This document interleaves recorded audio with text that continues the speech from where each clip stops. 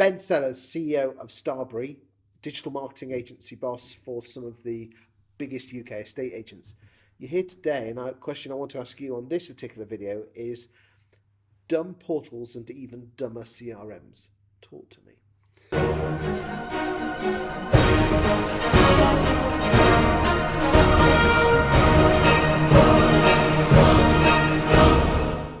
Well, I mean, I've always had a bee in my bonnet about portals. I always used to say to estate agents, the gold is your instruction. You've got that name, you've got that address, and you've got the sole listing. And then you go and give it to the portals who push you to page 2 of Google and sit you up next to all your competitors. So I've always hated that. I do see the massive, benefit in getting, a hell of a lot of eyeballs through Rightmove.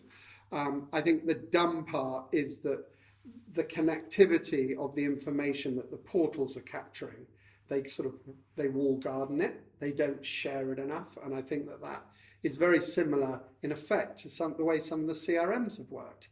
So we've got all this information, it's your information, you own it. And I think it is the right of the portal. So I used to love Globrix back in the day because they allowed you to promote your property, but any leads came straight through.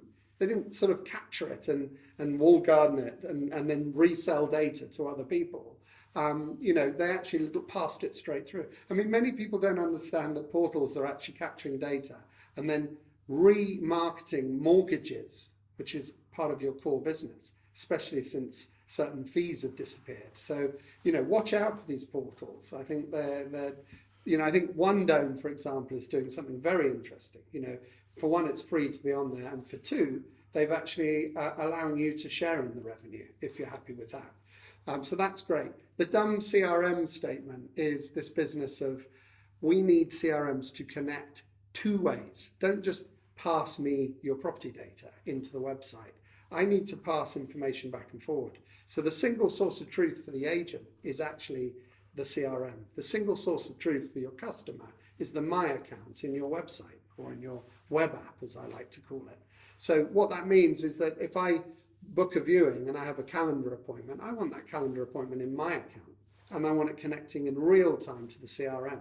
If someone makes a valuation, I want that to pass through and go straight on to the vendor or the landlord at 10 o'clock at night, and have them be able to engage. So it's about actually getting these CRMs to do what they should do. And only a couple of them are opening up their, what we call API, which is the web service, to allow that data to flow two ways. Who's impressed you with regard to CRMs? Well, I think the Reapit Foundations is probably the most exciting one of the moment because they really have committed. They've absolutely committed to allow you to control your data and all the fields that have always been private in the back end. I think Desres are doing a great job with it. I think Agent OS are starting to look at this. And then there's some other new kids on the block, Rex.